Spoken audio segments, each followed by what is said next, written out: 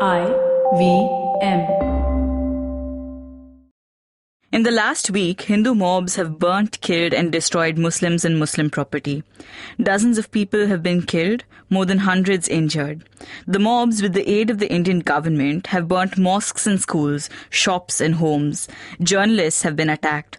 All the while, the institutions of our democracy, the legislature, the judiciary, the executive and the press show token regard for the lives of people who've been killed. In this context, what does it mean to be Indian? What is our national identity? What if we hate and carry violence out against each other repeatedly? What are our national values? Welcome to States of Anarchy, a podcast on global affairs and foreign policy. I'm your host, Hamsini Hariharan. Mahatma Gandhi once said, "A nation is happy that has no history." But we do have a long history, one that is characterized by non-violence and the struggle for freedom and the values of our constitution. But we also have divisions in our society, and they are cemented now more than ever before. So what does it mean to be Indian? How do constitutional values shape our national identity? Is India always going to be riddled with communal violence and the targeting of people based on religion?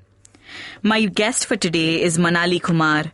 Manali is a non-resident postdoctoral researcher with the Institute of Political Science at the University of St. Gallen in Switzerland. She has a PhD in political science from the National University of Singapore. Her research focuses on foreign policy decision-making under uncertainty and India's national identity and role as a rising power. We'll get to the conversation with Manali after a short break.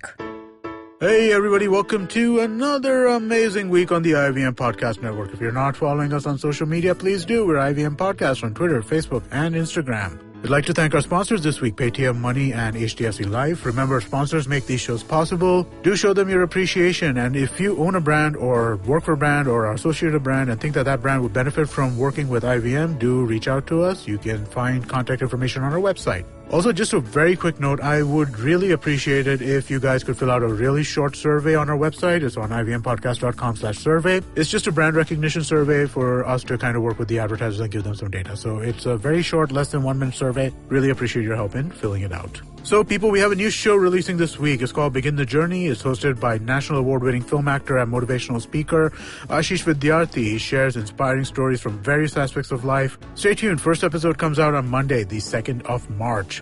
On Advertising is Dead, Varun does another AMA episode where he answers some questions sent in by listeners about advertising and content. He also gets some of his previous guests to give their takes on the questions. On Cyrus Says, Cyrus is joined by Lakshmi Krishnan, host of Litnama, to talk about her show and her love for literature. Also, check out Cock and Bull, which came out on Thursday last week. Cyrus is joined by Rohan Gujral, myself, and Silvery. We discuss Donald Trump's visit to India, we debate broccoli samosas, and discuss the case of a crocodile in Mulund. Also, if you haven't been doing it, please do send AMA questions for Cyrus and Varun shows. Every episode of Cyrus has an AMA segment, and Advertising is Dead is going to have one once a month. On IVM Likes, Ritika, Radhika, and Antriksh are joined by the co-host of the Edges and Sledges cricket podcast, Dhananjay Chak. They talk about the T20 Women's World Cup and discuss movies which portray women in sports. On The Habit Coach, Ashton talks about the best way to work on your hands and exercise them. On Edges and Sledges, DJ, Ashwin and Varun talk about India's great run at the T20 Women's World Cup and the New Zealand versus India Test. On Ganatantra, Saryu and Alok are joined by Rahul Verma of the Center for Policy Research. They discuss how Indian voters vote along the lines of ideology and identity. On the Empowering series, Zarina is joined by Khushbu Benani. She is the content and marketing lead at Diageo India, and they talk about storytelling with brands. On Litnama, Lakshmi is joined by the musician Ritviz and his artist manager Rahul Sinha. They talk about coming-of-age music and their albums. And with that, let's get you back to your show. Hi Manali, welcome to States of Anarchy. Thank you so much for joining us today. Thanks for having me here, Hamsini. I'm really looking forward to this. All right, so let's dive straight in. Benedict Anderson says that the nation is an imagined community, right? So what is national identity then if a nation is imagined? Right. So I'll start by just briefly, talking about identities more generally, right? Mm-hmm. And so identities are categories in terms of which we think about ourselves. So each of us have a whole bunch of identities that together tell us, well, who am I? What does it mean to be me and go about in this world? And so this idea of national identities builds on this concept of individuals' identities. And so we understand this idea of national identity as what does it mean to be a country, right? So what does it mean to be India? And what does it mean to be Indian? And it's imagined in the sense of, India did not exist since time immemorial. Countries in this world in general, they all have very specific histories and over time in which they came to exist as the political territorial entities that they are today. And so, there are a whole bunch of different categories that together comprise of what does it mean to be India. And these ideas come from within our society. They come from ideas that people already have about, what country they live in, what kind of country they want to live in. And they're, very often political leaders, national leaders, play a very important role in putting all of these discourses together and communicating certain ideas of what does it mean to be Indian. And so, if we speeches of leaders, how they talk about India and what the goals of this country are, or, textbooks tell us, history books and social science books. And I remember, being in school and when we learn things about, our national flag and our national symbol and, our fundamental rights and duties and how to be a good citizen, our society is always constructing itself in a certain way. And together these discourses help us understand what a nation is. Yeah, I think that's very interesting. I was remembering, I think a couple of years ago, it's been a while, but there was the release of the silent national anthem. I don't know if you've seen it, but it's the Indian national anthem in sign language.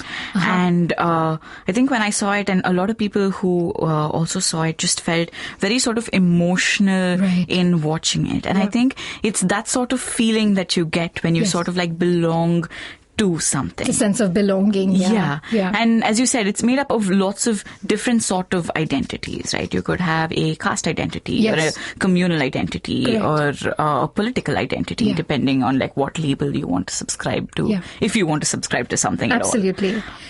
And a lot of this also happens in terms of other groups, right? So within society, you might sort of formulate your identity as a Punjabi as different from, neighboring groups like Haryanvis or, what Tamilians are. Or, when we talk about what does it mean to be Hindu, we often talk about it in terms of how is it different from being Christian or Muslim. So in the same way, like countries also think about themselves how they are like and unlike other countries as well. So, we might, in India, of course, we define ourselves very specifically as different from Pakistan. Like that's very, very strong in how India understands itself as well. Yeah, and I think like for smaller countries around India, that's also a big part of their identity. They're Sri Lankan because they're not Indian. They're Nepali because they're not Sri Lankan.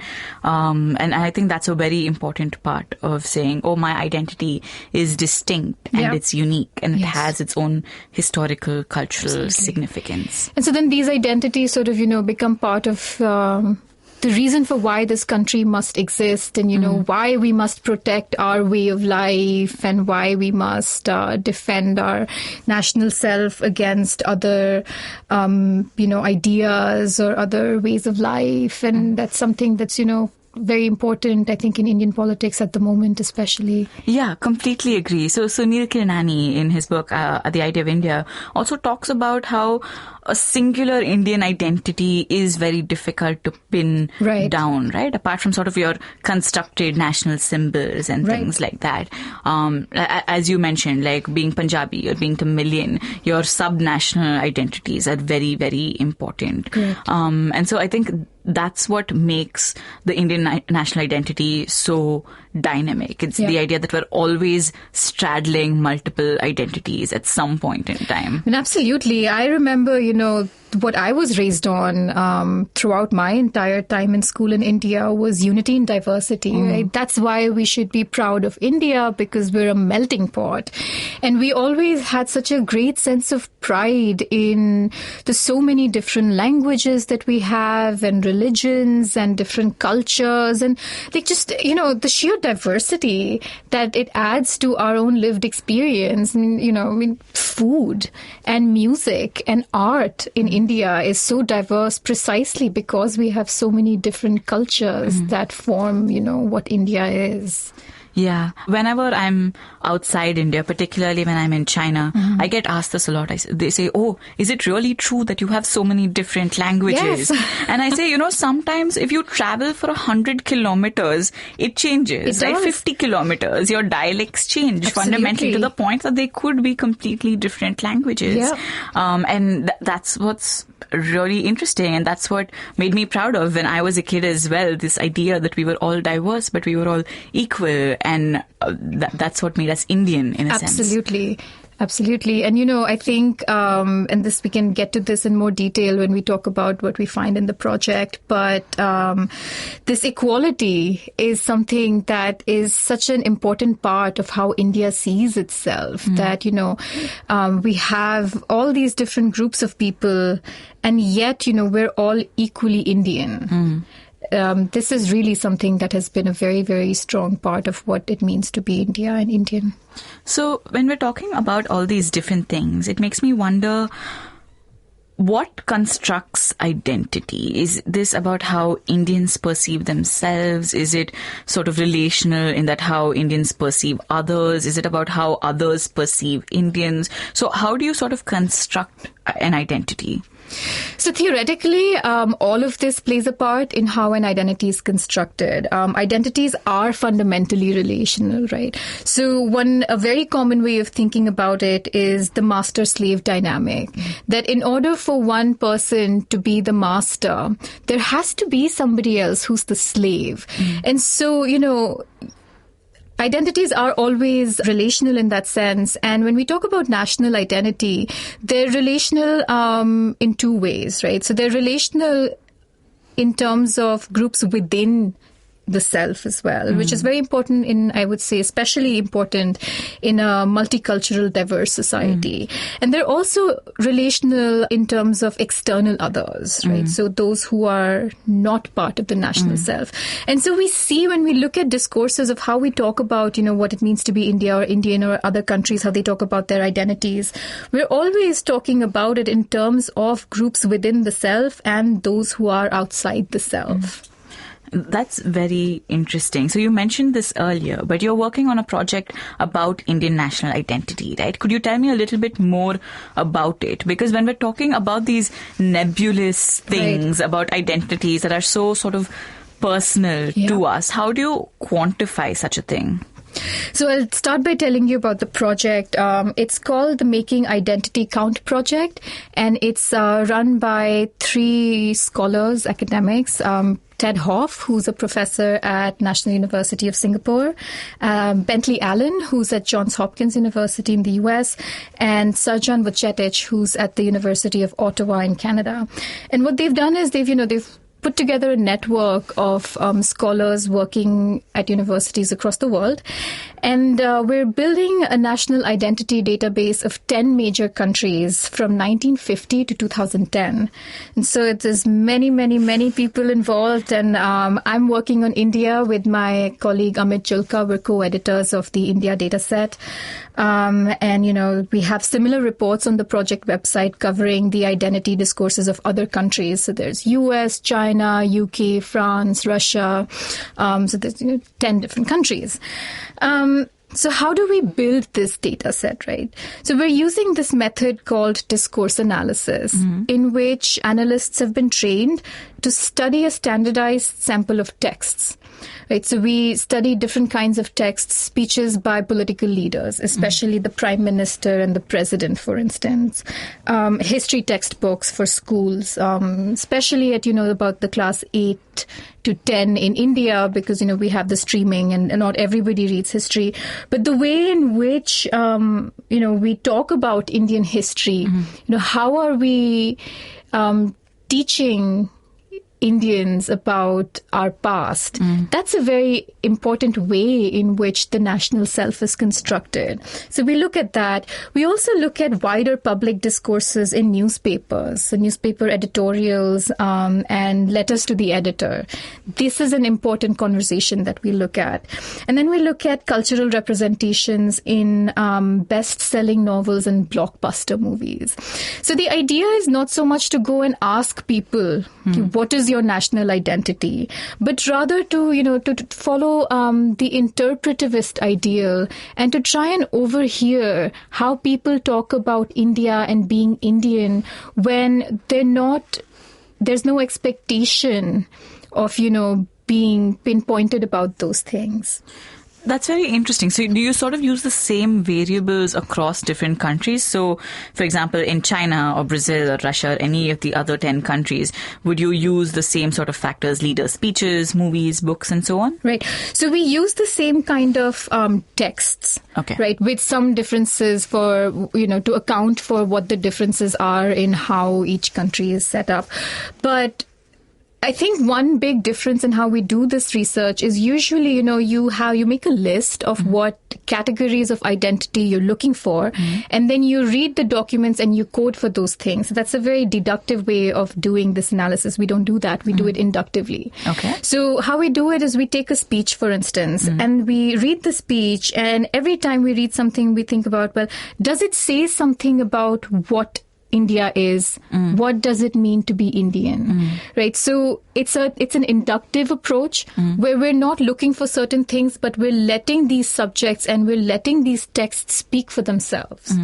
And then we're looking for, okay, out of all of this, what are the categories that are emerging? What are the discourses that are emerging? So instead of a top-down, we're doing a very, very bottom-up approach. And so what happens is that, sometimes you find very surprising things that, you may not have expected, but it keeps open the potential for discovery. Okay, that's very interesting. So I want to know, what are the surprising things that you have found? So I know that you have this data between 1950 and 2010. Correct. So what are sort of like broad narratives? What are broad continuous things or disruptions that you see within this data? Sure. So I'll talk about it in terms of broad continuities and changes first. And what we notice is, 4 very broad continuities over this entire period. The first thing is that India has, since 1950, always identified itself very strongly as an independent democratic society that constitutionally guarantees freedoms and liberties to its citizens, right? So independent, democracy, freedom, liberty, and constitution, these are just core aspects of India's identities since 1950. And these are very, very positive identities. These are things that India takes pride in about itself. And the emphasis on constitution and fundamental rights is something that comes up very frequently in the Indian public discourse. The fact that we have a constitution is itself, a matter of great pride. The fact that this constitution then establishes certain separation of powers, that is very, very important. And it's understood as something that is an essential cornerstone of our democracy. And then also what is a matter of pride is that our constitution guarantees freedoms to citizenship. And specifically, what is really important to people is the right to equality. And what comes up, I think in every single year's report, we see secularism is distinctly important as an identity that is established by the Constitution. So this is, a very, very great continuity that we found. That's very interesting. Just for a minute, I want to discuss the Constitution. And I think it's great that it's evident that it's sort of part of the Indian national identity, because the Constitution is sort of this far-reaching document which sort of envisions a social revolution, right? It puts down norms and ideas that are sort of very unheard of in the Indian subcontinent, possibly the world at that point in time. So, and I think that's one of the reasons maybe that India prides itself on being all those other things, independent, democracy, republic. Yes. And I think this percolates down to citizens, whether or not they know it in very basic ways? I think in a very basic way, people do know it. And I think it comes from, the fact that we had to fight very hard for our independence. And that's something people still remember. I think it's reducing a little bit because it's been a few generations. But this fact that, we had to fight very, very hard for azadi, that is something that is still very much part of the Indian imagination. And that is part of, why independence and freedom are such important parts of our identity, that after, being subjugated and exploited by British colonialism for so long, that we're finally, we are equal in the community of states. This is definitely a very important part of. Yeah, because this is when Nehru's words at midnight, right? India awakens to freedom. Yes. I think that's just beautiful. And I agree, there's sort of a national memory. Maybe it is sort of less present now, but perhaps because I think even my generation, our grandparents were people who were involved actively in the freedom movement. And so you sort of have that national memory. You sort of have people who've undergone partition. Yes. And this idea that Indian freedom came after a non-violent struggle, which took a very long time, are all ideals that are embedded in sort of your national consciousness. Absolutely. And, this the non-violent and peaceful is also an identity category that emerges in our research almost every single year. What's interesting is this is something that our political leaders talk about more frequently. And they very often talk about this as something that guides our foreign relations and something, that guides how we, what contribution we want to make to the international system more generally, that, India believes that conflicts should always be resolved with mutual dialogue and, through peaceful ways and the Gandhian ideal of nonviolence. It's something that our leaders always talk about, at least instrumentally. So political rhetoric. Absolutely.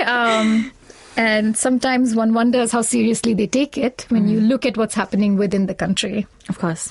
I think that's the thing about political rhetoric, right? It remains rhetoric unless there is something to back it up. Yeah. So what are other things that you find within your data? So the second important continuity that we find is a concern with the divisions in Indian society. And there are many, right? Caste divisions, there's regional and linguistic. But again, the most important division that India focuses on is the communal division.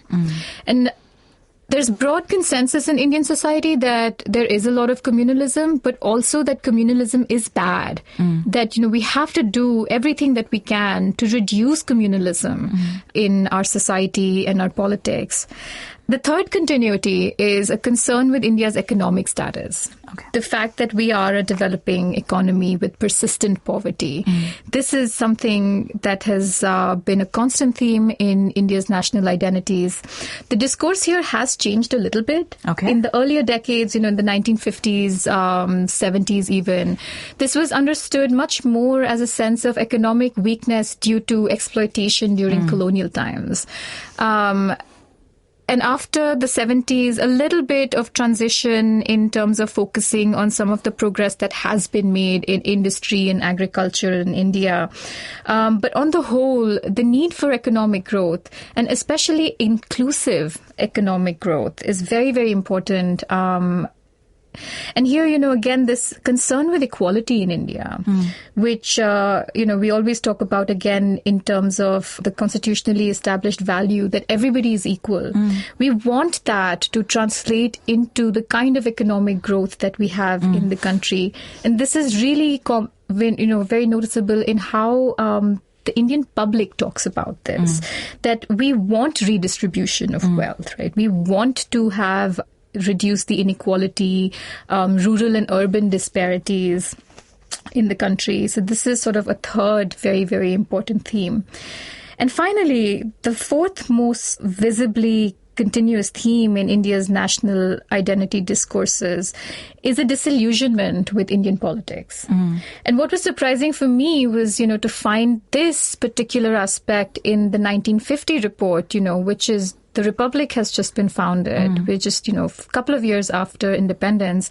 And already there is such a deep sense of cynicism and disillusionment with India's political leadership because, they're corrupt and they're inefficient. And this is not something that is acknowledged by the governing elite very often. They don't address it head on. They don't talk about the corruption. But in the newspaper conversations and in the mass discourses, even in the movies, especially of the earlier times, if you look at it, this is just such a common theme that it's very surprising. To me, at least. No, it's very understandable, that disillusionment, because I feel it now. And so I can imagine in the 1950s when it's immediately after independence, when I guess you're just expecting tangible change, right? You say, okay, we've gotten independence, but what do you sort of do with that independence? Right. And I guess the government at that point in time, if you look at the backdrop of all the things that are happening and all the things that they're dealing with, partition, the consolidation of states, a war with Pakistan, all of these things, then I can understand why, as a citizen who is illiterate, who doesn't have access to a lot of different avenues to reach to the government, why you would be disillusioned. Yeah, I guess, personally, I was expecting a sort of that, we've won independence. Now, let's get about building this country and, let's make India great. And we know it'll be a struggle, but, let's put up a good fight. I was just surprised to not find that so much. And, you look at the reports and it's just year after year after year, it's just disillusionment and, very, very, a lot of pessimism about the future of the country. And so for me, that was a bit surprising. But we also have, we observed some changes. And talking about this pessimism, the one very noticeable change is that after 2010, India talks about itself in much more optimistic terms. Okay. And again, that's not surprising if you think about what's happening in the country, right? In the previous couple of decades had been marked by a lot of economic growth, for instance, especially after liberalization. India's growth story takes off. And then in the entire 2000s decade, we had this great India shining narrative that, of course, our government did a very great job of pushing forward. And so, after all of that, finally in 2010, we get a sense that, India's growing. It is a vibrant country. We start talking about Indians in terms of being talented and being skilled, and we're educated, and, we're making technological advancements. We start talking about India as an IT powerhouse. So this is a very interesting change that happens visibly from 2010. And the other one, we notice that a new identity gets added. And this is when India starts talking about itself as a rising power.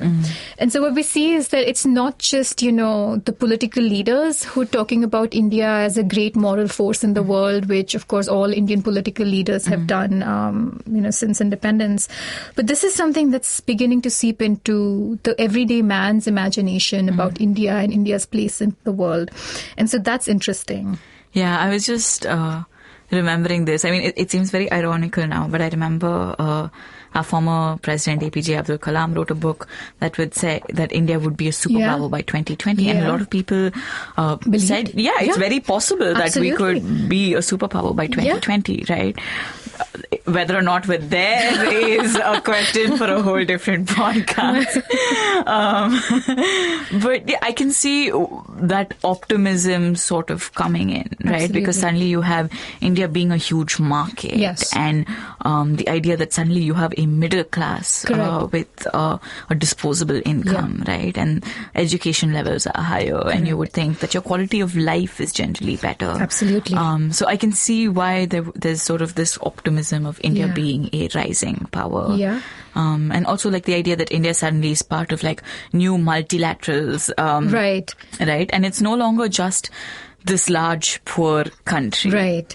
No longer trapped with the Hindu rate of growth, right? Yeah. Yeah, and I think after, 2008 financial crisis in the US also made a difference, because emerging markets, India and China, played a big role in the economic recovery at that time. So that also helped.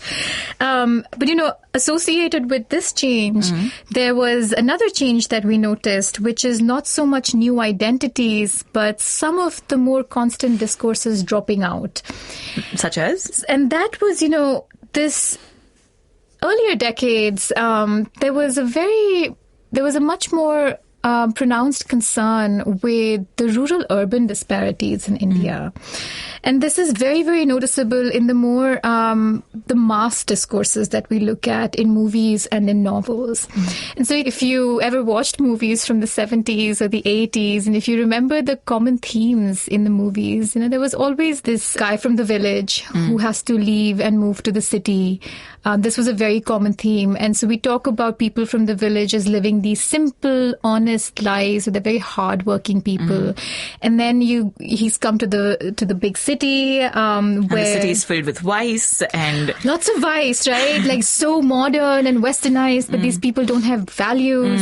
And there's some, of course, themes that are quite particular to that time in Indian history. When movies in the 70s and 80s, there's a concern with smuggling, for instance, right? Which was very common in licensed Raj India. This was a very, very big problem. But the underlying discourse in this was to sort of highlight, the challenges that people in the villages are facing, and also the challenges that the urban poor face.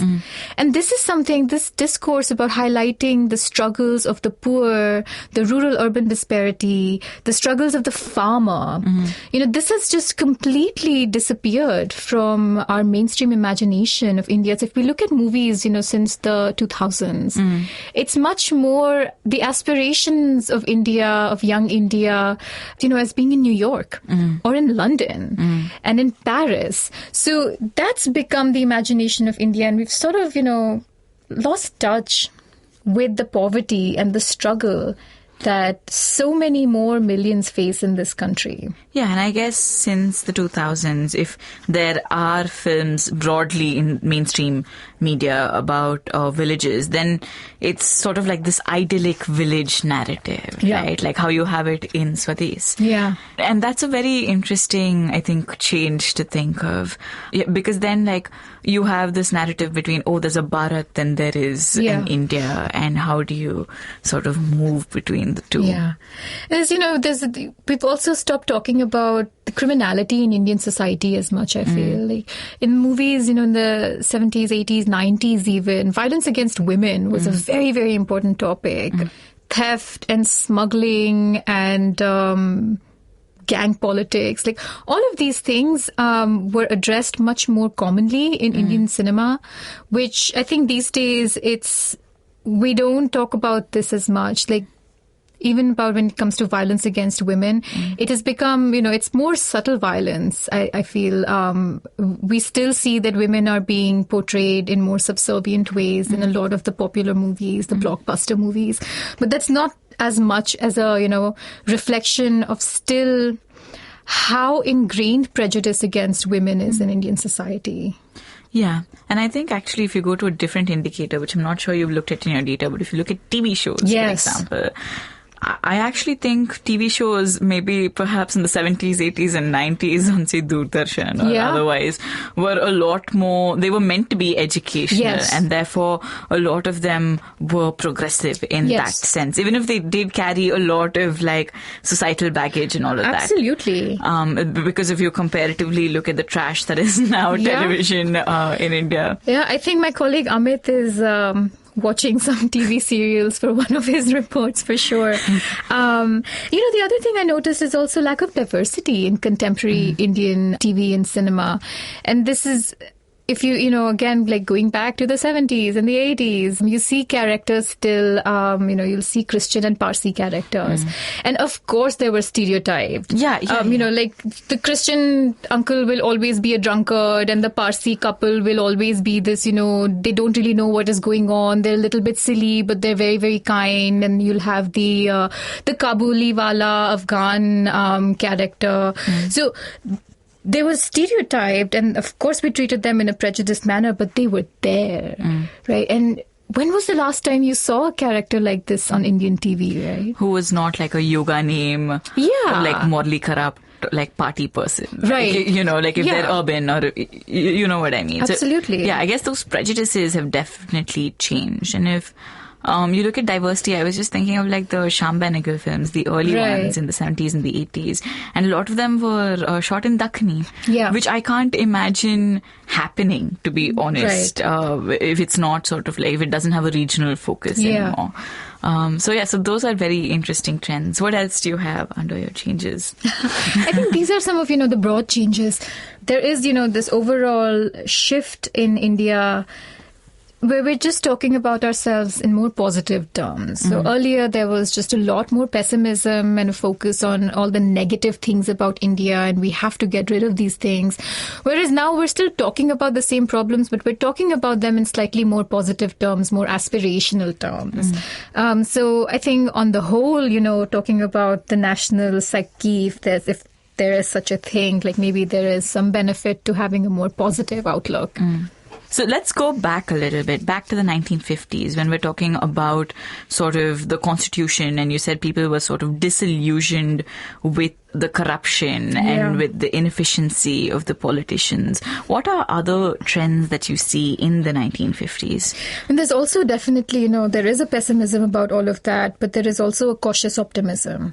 And people are, certainly very, very proud of the fact that we've won this independence and we've passed our own constitution, which is a huge achievement.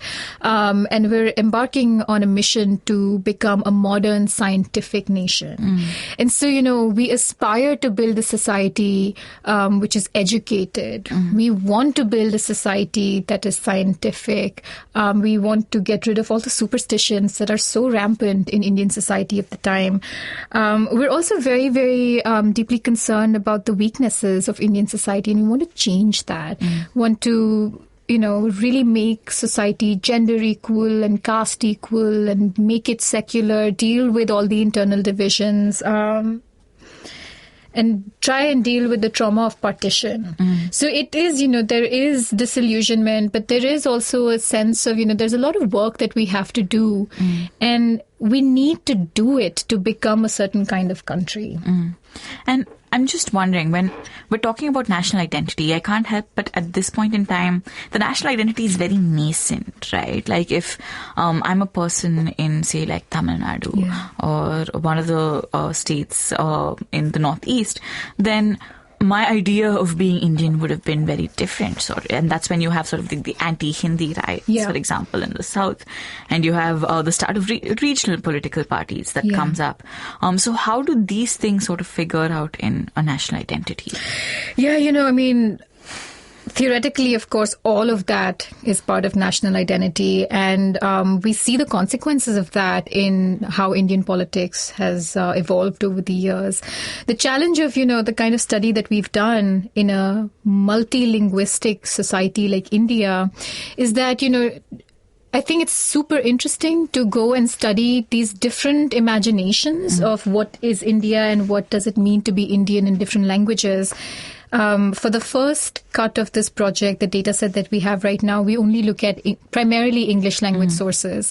And of course, we have to make a start somewhere. And so we started with English because, again, like this is the only common language that we have for the whole country, right? Since we don't have one national language. And so we're not able to capture some of these differences in how different parts of the country thinks about itself.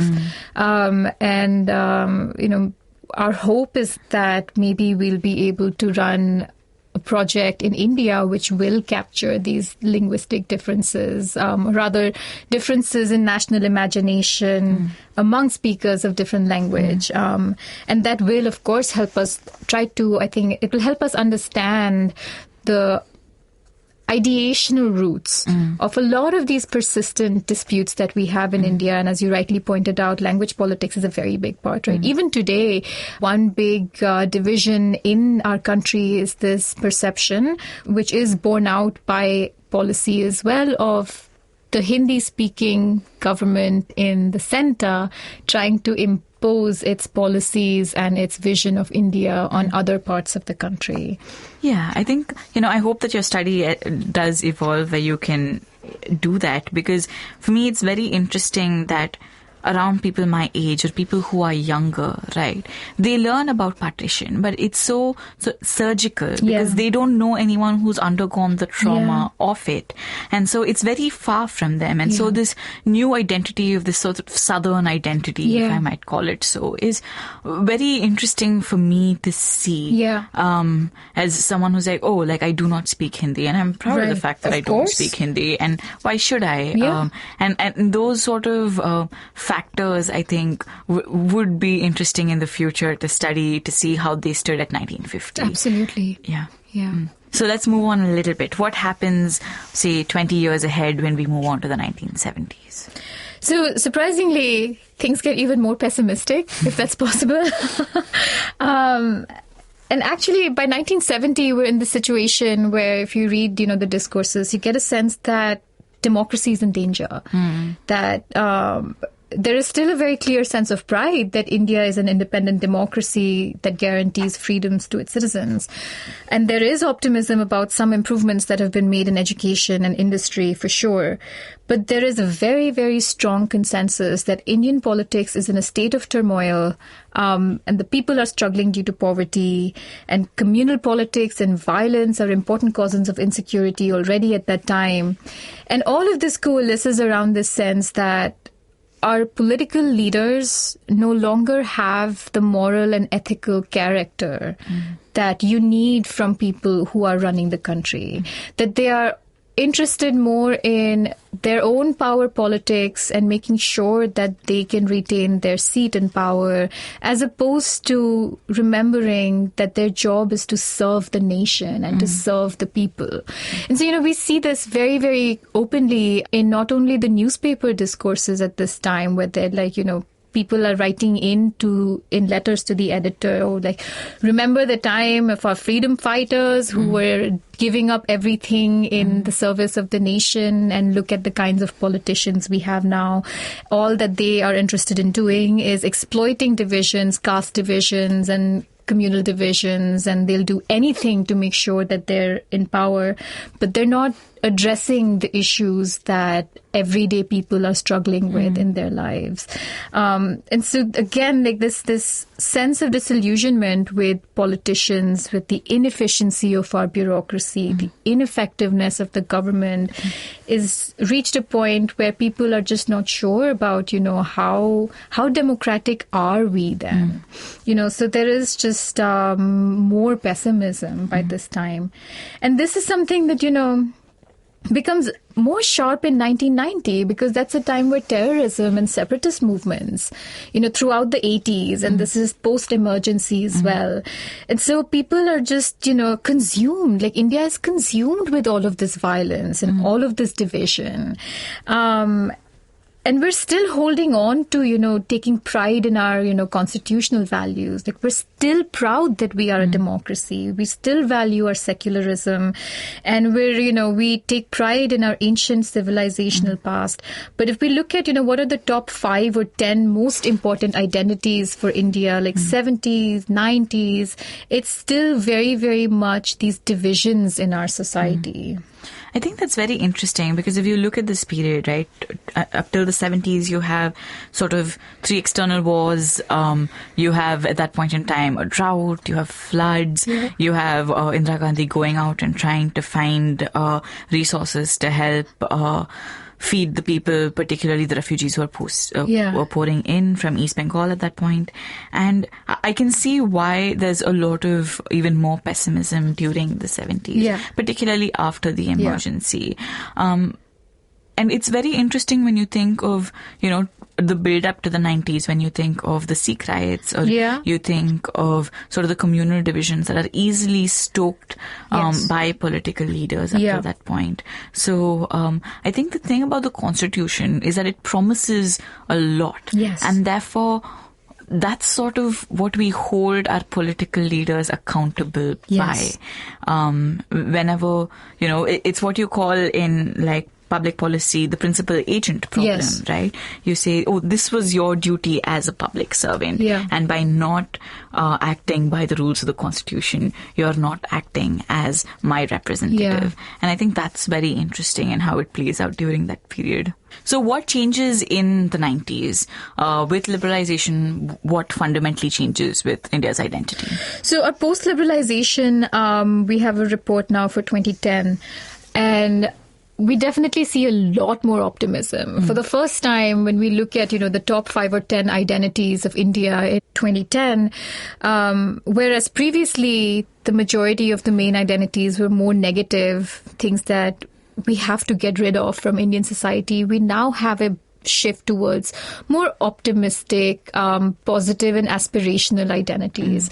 And so, with the whole India shining narrative, we see that, Indians are now taking pride in their educated people, in the creativity and talent of Indians. We're still very concerned about divisions in society due to caste and religion.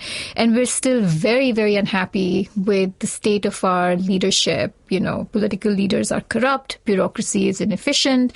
But nearly 2 decades of solid economic growth and liberalizing reforms has definitely lent the country a whole bunch of optimism and a positive self-conception. Okay.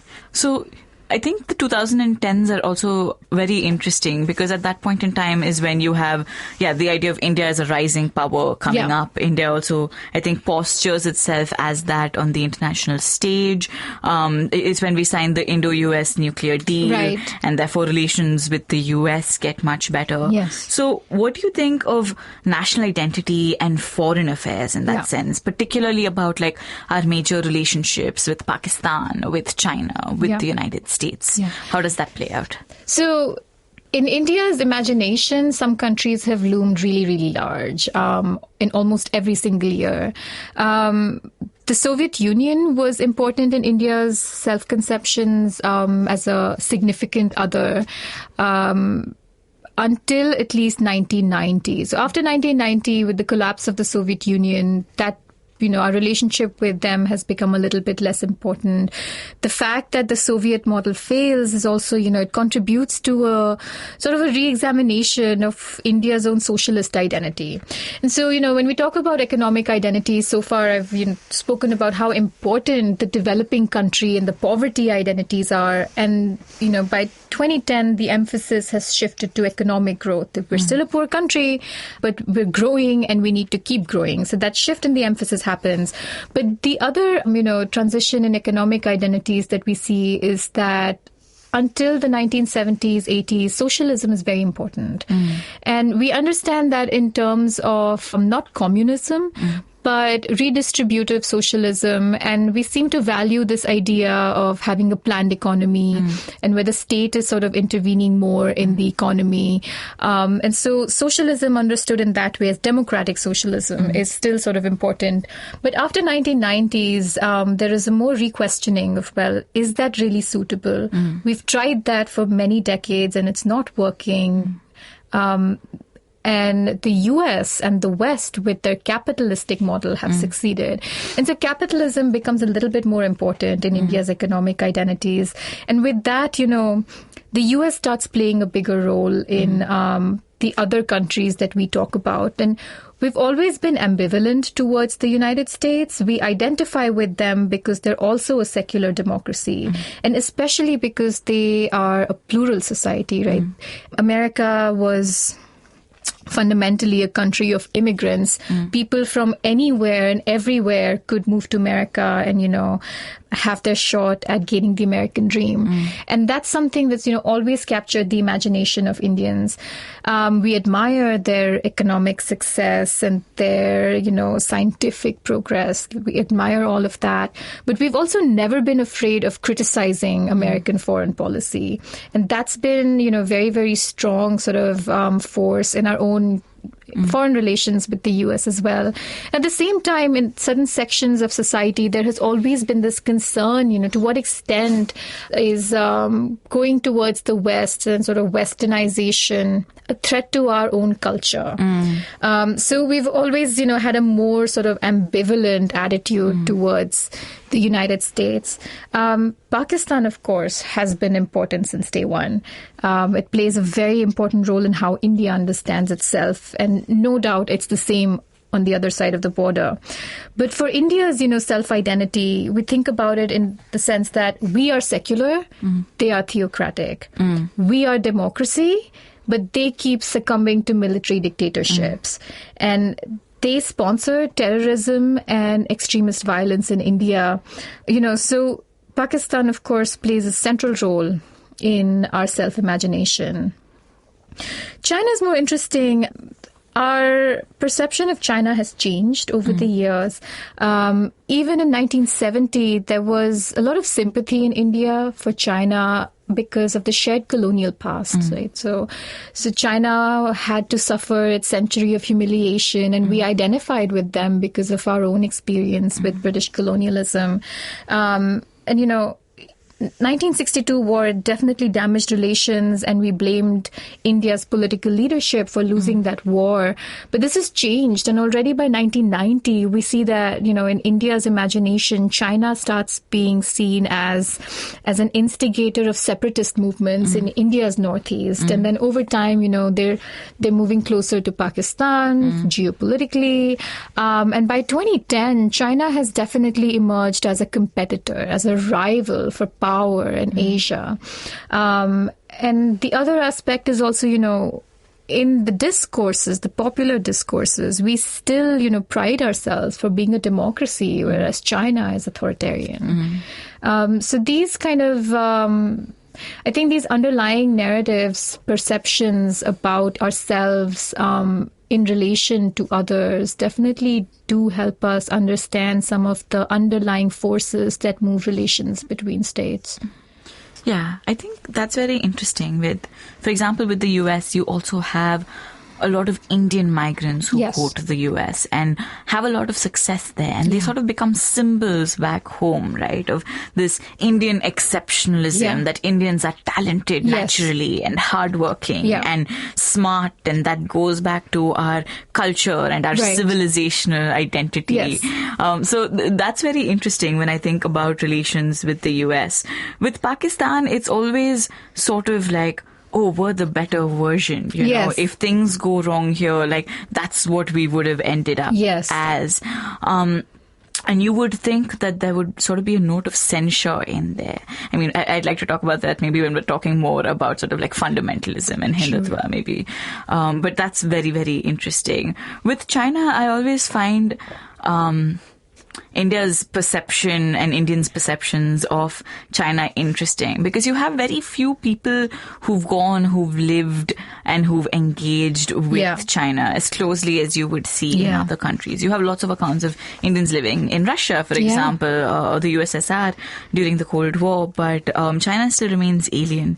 And therefore, I find it interesting about how people either say, oh, we should be like China in that they are efficient and they get things done, and we don't, and we're fundamentally messy and inefficient and chaotic in that sense.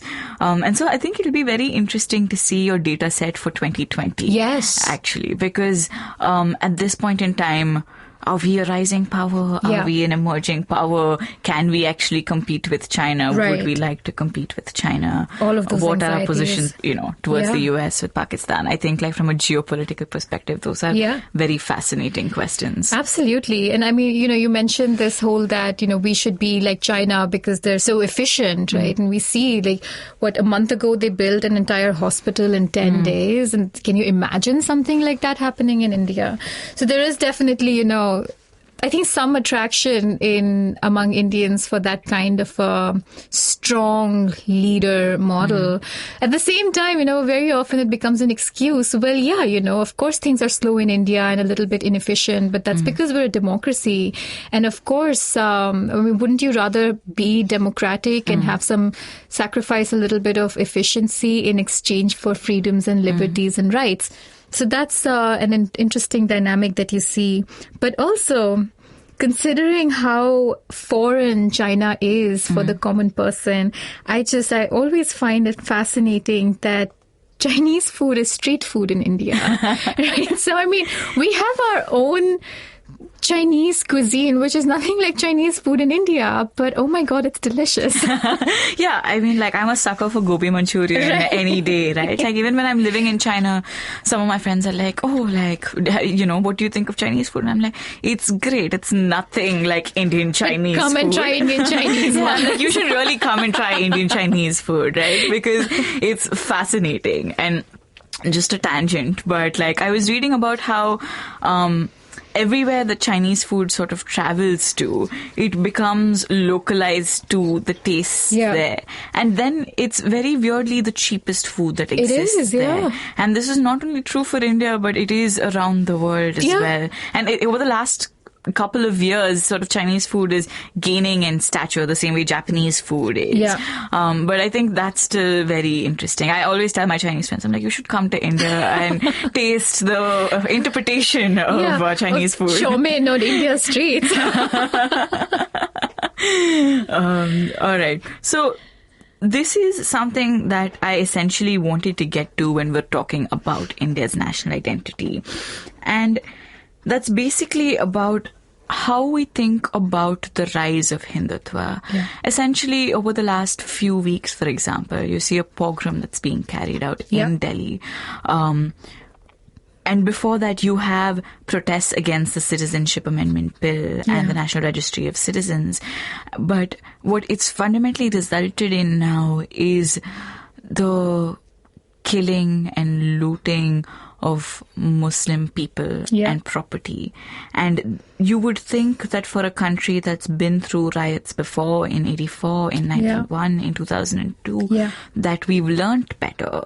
But this seems to prop up every single time. So what does national identity tell us about the rise of Hindutva? Right.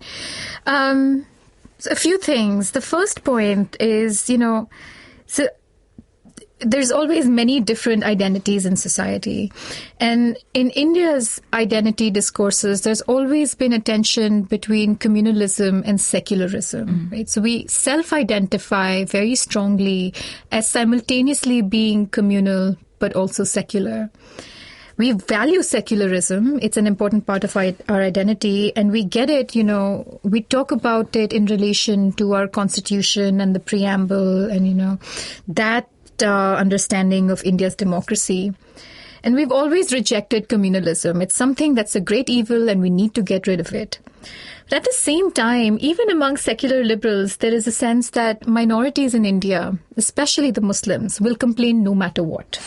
And so, this discourse, it uses the constitutionally guaranteed equality to emphasize that and to say that, they use this when you are equal and when there is this entire system of reservations that has been constructed to, promote minorities in the country. They use this to delegitimize or question the discrimination that minorities, especially Muslims, might face in their everyday lived experience.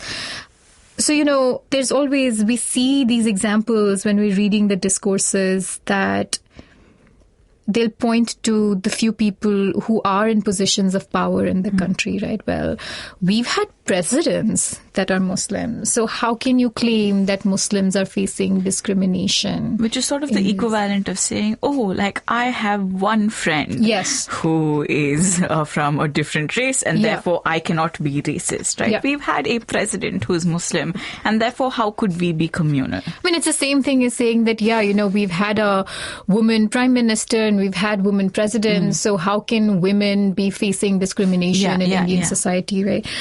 So these kinds of arguments have always been part of our discourse where we're grappling with what does it, mean to value secularism in such a deeply communal society. The other thing, is that politicians have always made full use of communalism to win votes. And this is, again, people are very aware of this. People see through this. It's interesting that when it comes to voting, then, we still end up with the kind of government we have in power today. But the fact that our politicians never hesitate to make use of these kinds of divisions in Indian society is a very, very big factor for why Indians have been disillusioned with politicians right from 1950. Right? So the sense of disillusionment that we have with our political class, that yes, they're corrupt and yes, they're ineffective, but the other big reason for the disillusionment is that they make use of communal and caste divisions in Indian society for their political benefit. And this is something that, people, especially in the novels that we read, people reject this kind of thing. This is something that makes people very angry. It contributes to a cynicism for Indian politics more generally. And it also affects how much stake people seem to have in democracy. I think that's very interesting because I think the current government in power, this was one of their biggest narratives when they came to power in 2014. Yes.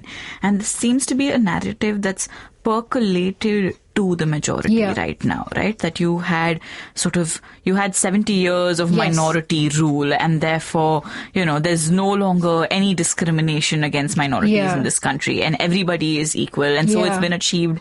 And therefore, we no longer need reservations. We no longer need quotas. We no longer need to keep in mind that people have different experiences than ours because, we all sort of now face the same issues. Yeah. It's sort of been one narrative, one political narrative that's been peddled for a reason. Yeah. And, a lot of these narratives, even this Hindutva narrative has been around, always been around, right? It goes back at least 100 years, if not more. I think the difference is that in our data set, we don't find that it is widespread enough to count as a part of our identity.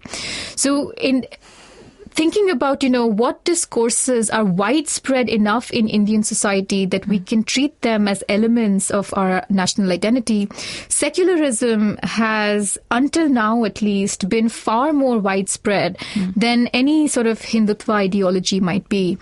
And I think what contemporary politics suggests is that after simmering in Indian society for decades, certainly as a counter discourse to secularism, which is more widespread, Hindutva has finally broken out into the open. It's come out into the mainstream. And so what remains to be seen is, of course, how widespread Hindutva has become today. Maybe it has become more widespread. Maybe it is the case of, an extremely vocal minority. But I want to also sort of talk about, what enabled this to become so mainstream, right? Like, how did Hindutva break out into the mainstream? And this goes back to two common themes in India's identity narratives. One is the disillusionment with politics, and the other is the concern with corruption, right? And what we see is, that, of course, a lot of people who voted for the BJP did so because they believe in their brand of Hindu nationalism. There are plenty of people who supported the Ram Janmabhoomi and Mandir Yahi Banayenge, and the fact that, we need a strong government that can put Pakistan in its place. So in 2014, when people went to polls for BJP, a lot of these kinds of people voted for them. There's also sort of an other camp that says that, we should use technology and we should be developed, but at the same time, we shouldn't lose the essence of Indian culture. So we should be taking Western technology, but not Western values. And so all of this is very, very part of the, the RSS sort of worldview, right? This is part of that. And a lot of voters for BJP subscribe to that worldview. But I think a lot more people, sort of more moderates, centrist liberals also voted for the BJP, especially in the elections last year, perhaps. And I think, one big reason for that is the disillusionment with Indian politics and the corruption. And India has been disillusioned with its political class since 1950. Yeah. And successive Congress governments did not do anything to change that disillusionment. And if we look at the last UPA government, the decade-long rule that they had, the staggering scale of corruption. And so, between the corruption and between how much decay has set into the Congress as a party where it's basically failing to provide any kind of leadership. Even today, with so much happening in Delhi right now, what is Congress's leadership? So a lot of people voted for the BJP because it seemed as an end to corruption, as an end to government inefficiency, because they promised to end, reduce red tape, to use technology and to bring growth and development. And so a lot of people voted not for Hindutva, but they voted for the promise of economic growth, of less corruption, as more efficiency, as being better for business. Yeah, and I think that's something that stands out. I remember around 2014 having conversations with family, and at that point of time they were saying, yeah, like the BJP is problematic, but like look at the number of times Parliament has functioned. Yes. Like you have nothing that happens because like coalition governments simply don't work anymore. And it's very interesting in that sense because, about 7 years from then, you have the parliament functioning at an even lower level than it did back during the UPA regime. And so I don't know if this is sort of like the cyclical nature of Indian politics. But as you said, the lack of a credible opposition is something that stands out in Indian politics from sort of the 90s onwards almost, right? And I think that's one of the reasons why people wanted to vote in change. Yeah. And that's understandable in that sense. And I mean, the sad thing is, I don't see that situation, the lack of opposition changing. We've exchanged Congress for BJP today in the sense of who's running from the center. But where is the opposition? The Congress is no longer an opposition that can be expected to provide any sort of leadership. And I don't see the party engaging in any sort of self-reflection or any serious consideration of, how it can change itself to respond to the political needs of the country today. Yeah, I completely agree. I think particularly in the last couple of weeks, you see that standing out. And when you look at the opposition in the parliament right now is regional parties, right? You don't even have the Congress playing a major role there. And even if it is just political rhetoric, even if they don't really have representation in the parliament, the Congress has a political legacy and they have resources that they could mobilize. And I think that's something that's frustrated a lot of people over the last couple of years. And especially, the much maligned liberal secular class in India today, right? I think they still remember the leadership that Congress leaders of the past provided. Think about, all the dharnas and the hunger fasts and the marches that were organized by past Congress leaders, especially in the freedom struggle, if we think about that. Where is that today? Has any Congress leader organized any kind of dharna outside Parliament or in Delhi? Like, why are they not, speaking out? Because they were, if we're going to be honest about it, the government that we had after independence, this is the idea of creating a liberal, secular, democratic India very much goes back to a lot of leaders who were part of the Congress. And so it is that very idea of India which is under attack today. And I am just really disappointed that today's Congress leadership doesn't seem to care that that idea of India is under attack. Yeah, I agree with you. I'm also disappointed just at the state of politics. When you first said that, there is disillusionment with the political class, I think that's something that I really just identify with. But then I remember that I also have the privilege of just being disillusioned, right? At the end of the day, being an academic, I have the privilege to sort of take a step back and be able to analyze this from sort of like a clinical perspective. But because it doesn't directly affect me if I live in South Delhi. And I was actually talking to a couple of my friends from this over the last week. I said, this is extremely dystopian. It is. That people are still in bars and in bookshops and chilling and celebrating and continuing on with their lives as normal. And I think that's sort of normalized now. Yes. Right? This entire thing about, communal violence is so normalized in India, though, right? And even the last few days, we've had political leaders who've gone and actually made statements that, this kind of stuff keeps happening in India. So what? And, it's become habitual that, we have riots, people die, and then we move on. And doesn't matter how corrupt the government is or how inefficient the bureaucracy is. India has managed to muddle through for, however many decades, and we will continue muddling through. Yeah.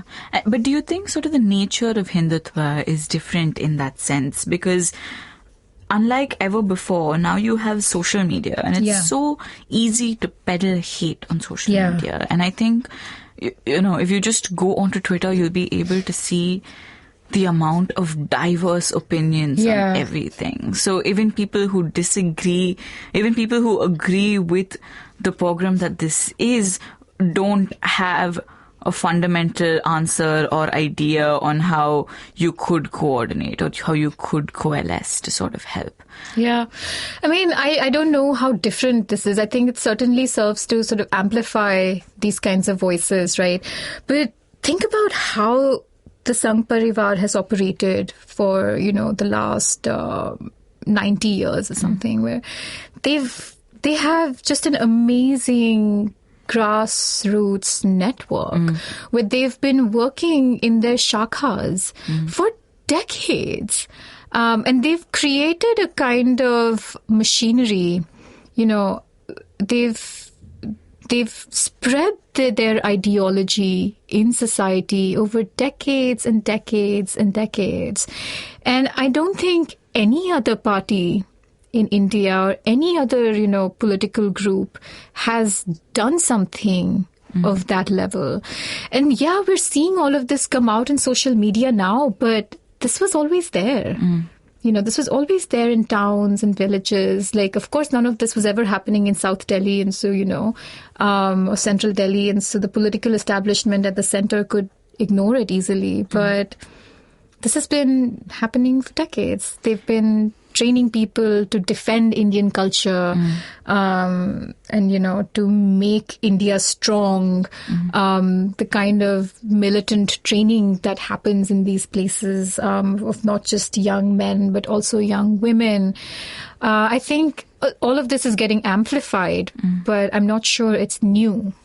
Yeah, I think maybe what's new is that this idea of Hinduism as a monotheistic religion that is coming up, right? And so you will still have your plenty of gods. But earlier, I think you had maybe a more liberal Hinduism as compared to a more illiberal Hinduism, which is now morphed into Hindutva. And so therefore, that's why your family WhatsApp groups are filled with like hate from people who go, oh, all these years I could not be proud that I was a Hindu, and now I can admit that it is part of my identity. And you sort of have space for that because people's political identities and social identities maybe didn't have that space before. Maybe.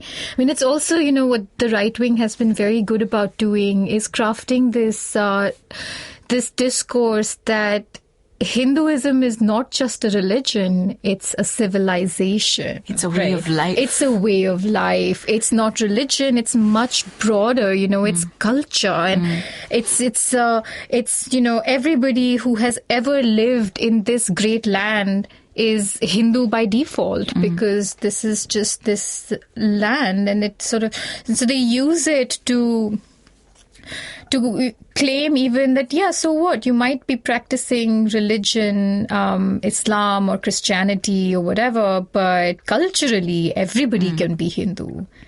And so that is a really insidious way of packaging this entire... Yeah.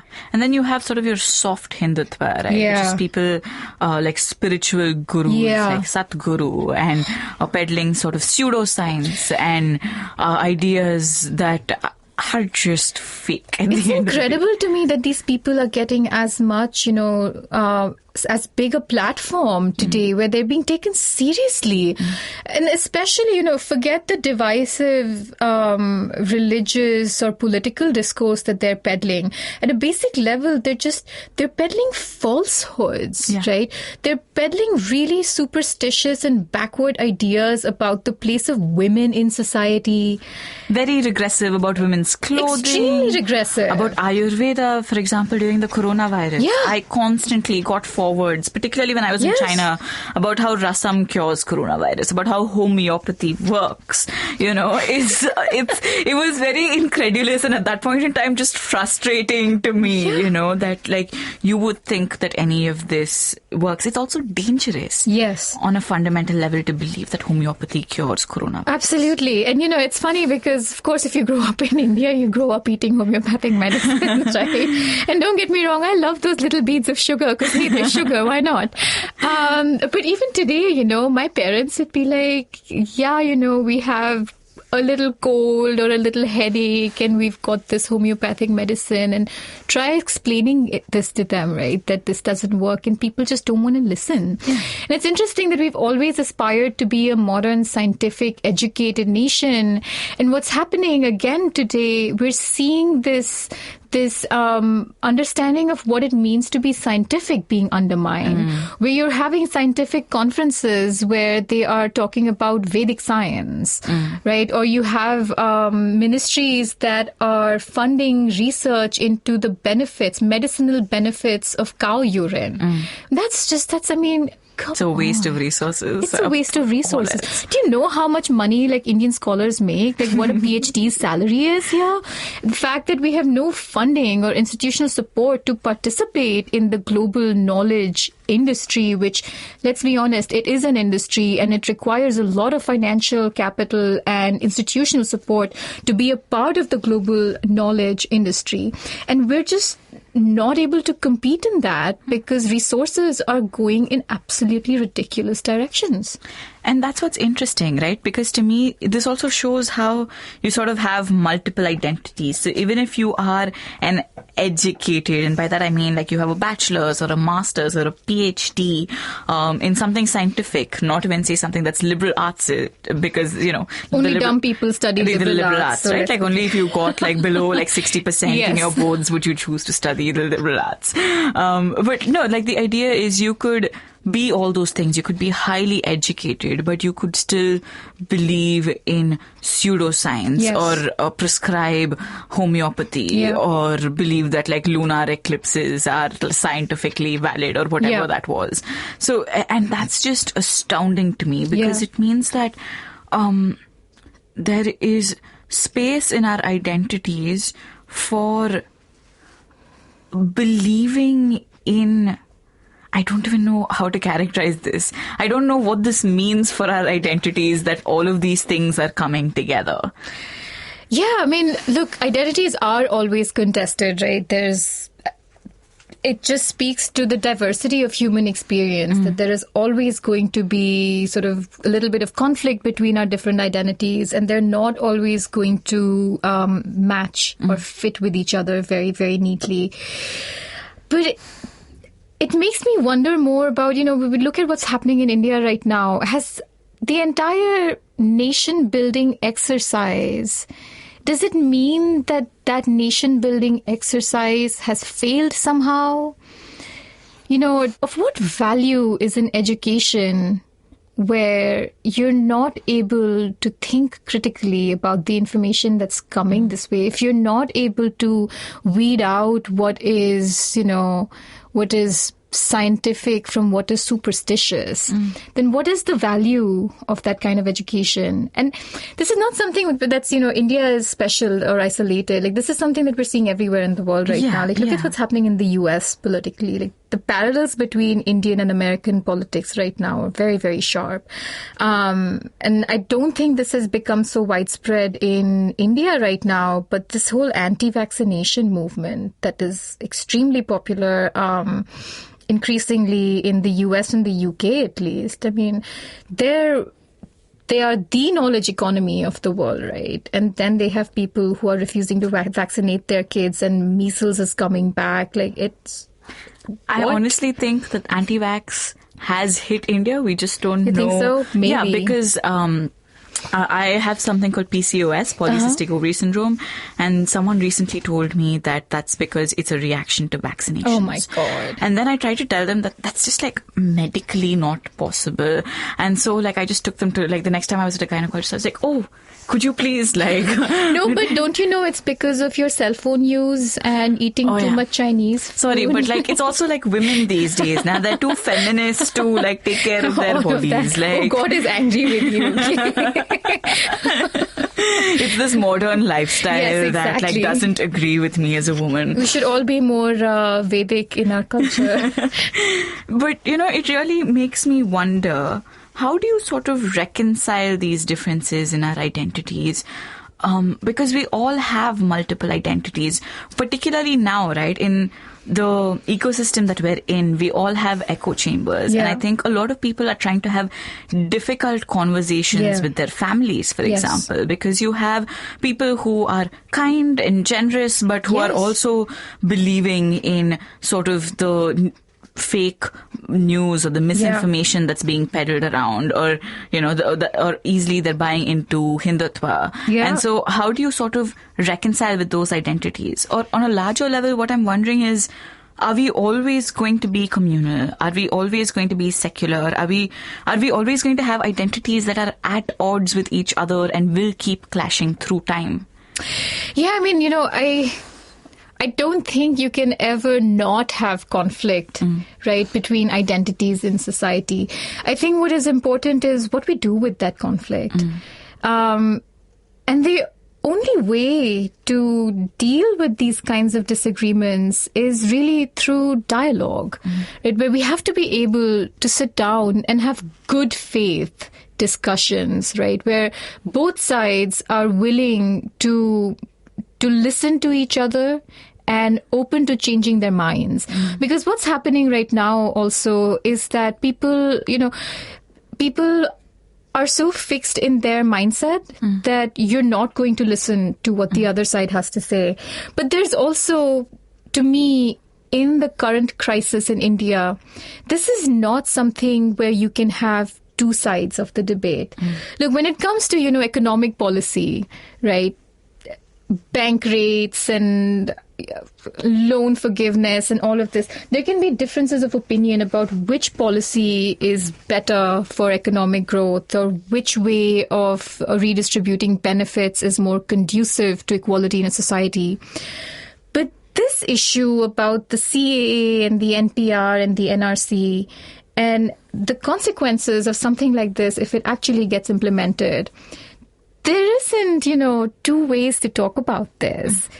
When you have a policy that could potentially disenfranchise millions of Indians, when the prospect is of them ending up in detention centers, this is a violation of human rights. And you can't have different but equal opinions on a matter like this. This is about basic morality, basic respect for human existence. And so I don't know how you deal with this. How do you, if people don't see that everybody has the equal right to be an Indian citizen, if they don't already believe that, how do you convince them of that? I don't know. Yeah, I don't have any answers. What I will say is that over the last month or two, people reading the preamble of the Constitution is, I think, something that's important because I think it's important that the Constitution of India never takes a back seat in this democracy. Because the only reason that we have all those values that you spoke at the beginning, independence, freedom, liberty, is because the Constitution assures it to us.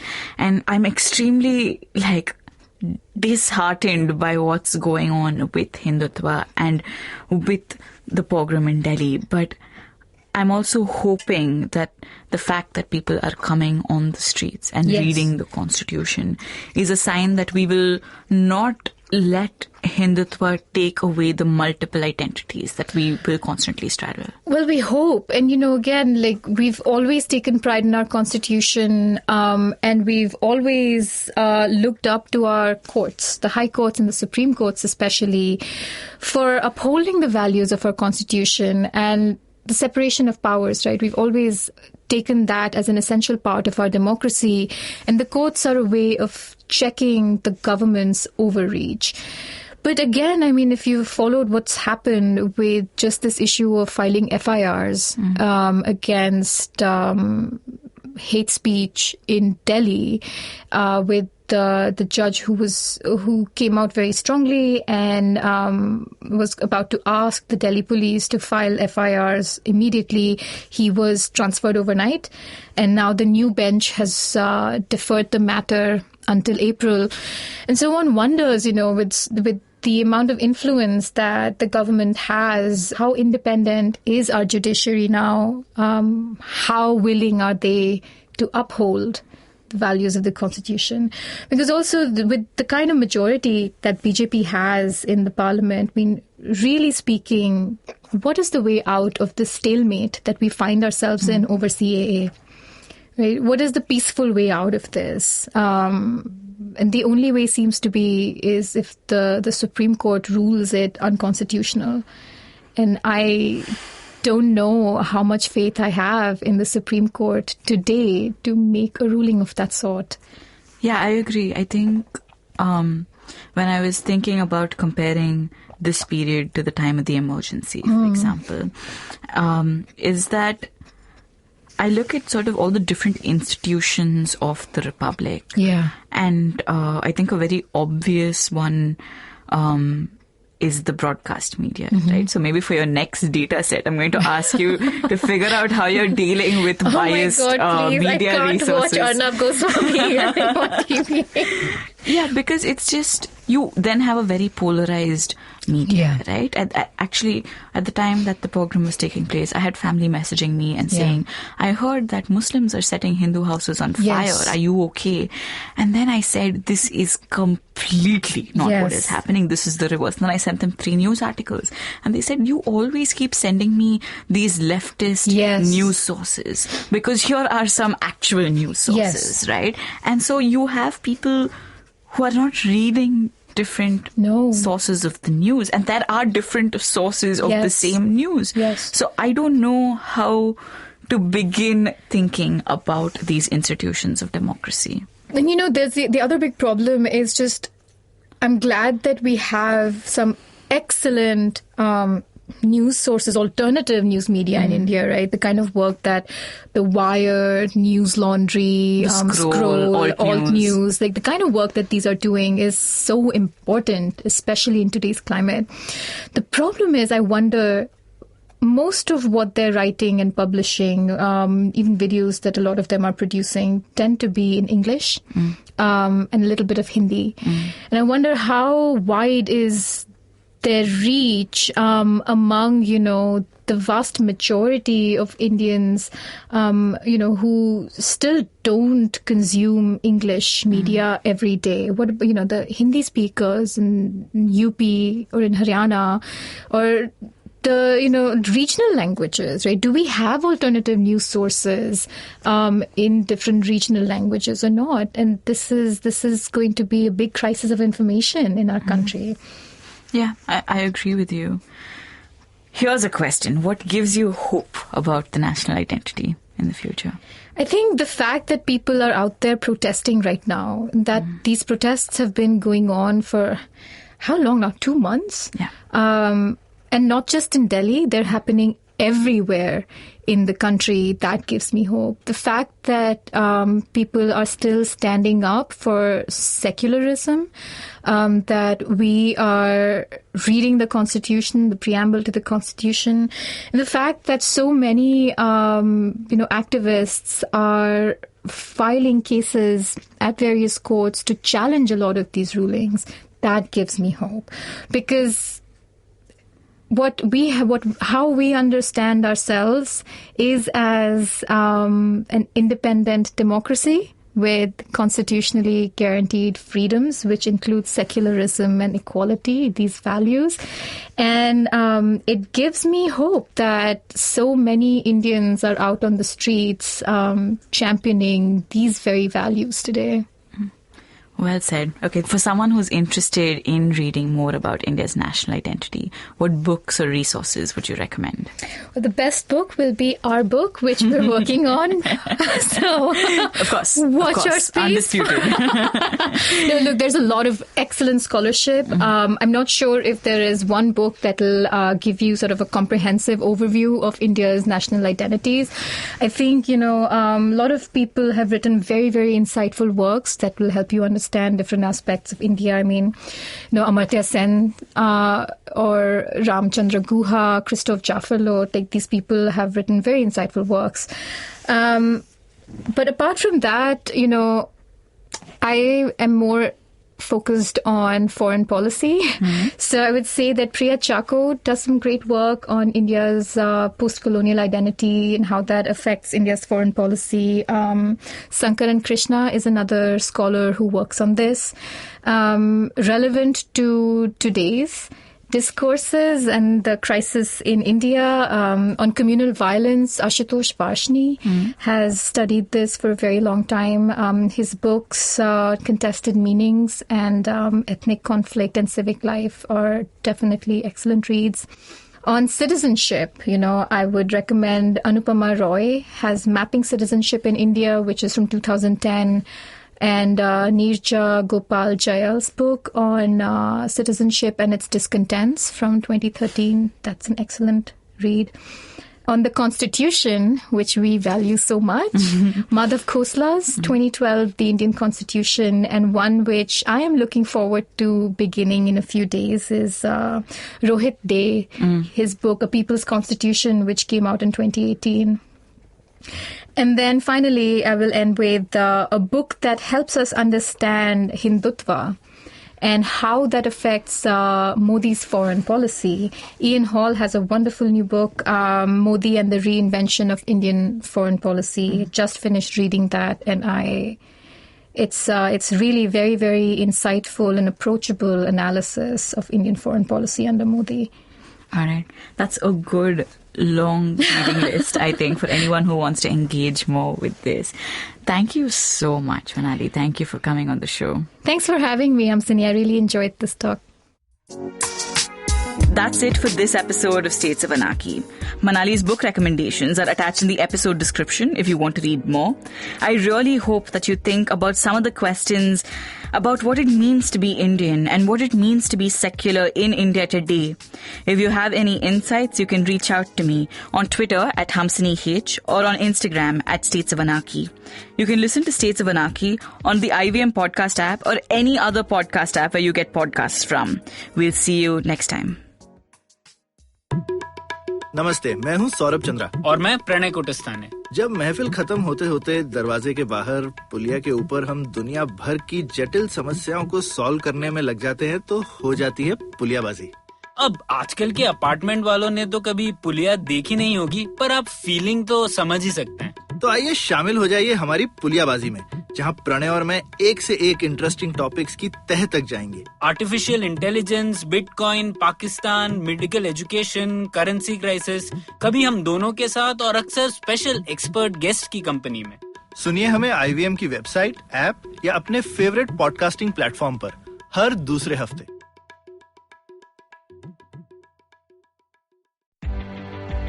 Hi, I'm Sariyu Natarajan. And I'm Alok Prasanna Kumar. And we are the hosts of the Ganatantra podcast. On this podcast, we speak to academics, social scientists, journalists, and activists to find out what's actually going on in Indian politics. On this podcast, we stay away from personality politics, intrigue, and gossip, and instead focus on the data, research, and analysis that drives all this. So tune in to the Ganatantra podcast, where new episodes are out every Wednesday on the IVM podcast app, website, or wherever you listen to your podcasts.